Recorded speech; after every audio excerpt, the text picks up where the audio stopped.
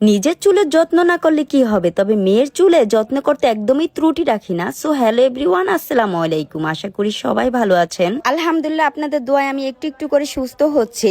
তো নিজের চুলের যত্ন তো আমি মোটেও করি না, সেটা আগে থেকেই ছোটবেলায় আম্মু করতো, এখন মাও নেই। আর পরের বাড়িতে বুঝে নিত শাশুড়ি মা আমাকে প্রথম প্রথম আমার চুলের যত্ন অনেক নিত, তবে এখন তারও দিন দিন বয়স হচ্ছে, সে আগের মতো আমার চুলের যত্ন নিতে পারে না।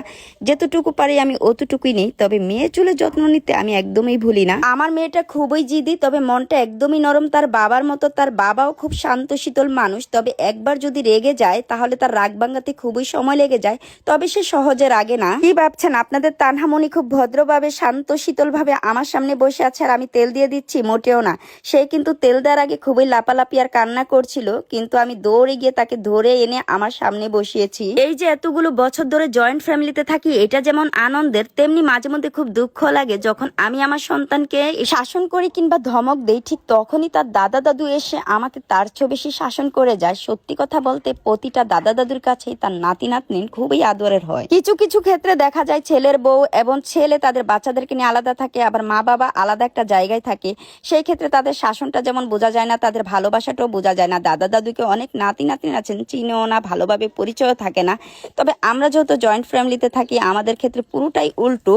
আমাদের সব ক্ষেত্রেই আমাদের বাচ্চারা আমাদেরকে ভুলে থাকতে পারবে বা আমাদেরকে না দেখে থাকতে পারবে, কিন্তু তাদের দাদা দাদুকে মোটেও ভুলে থাকতে পারবে না, না দেখে মোটেও থাকতে পারবে না। আমাদের ফ্যামিলিতে সদস্য সংখ্যা মোট 8 জন। এর ভিতরে আমার শ্বশুর শাশুড়ি, আমার হাজবেন্ড, আমি, আমার বাচ্চা, আমার দেবর, আমার জা এবং জায়ের বাচ্চা, সব মিলিয়ে আমাদের একটা সুখী পরিবার। আলহামদুলিল্লাহ, আমরা খুবই ভালো আছি। তাই বলে যে আমাদের পরিবারে রাগ অভিমান খুনসুটি নেই তা কিন্তু না, সবকিছুই আছে। আর সবকিছু নিয়েই একটা পরিবারে এগুলো থাকবে, এটাই তো স্বাভাবিক।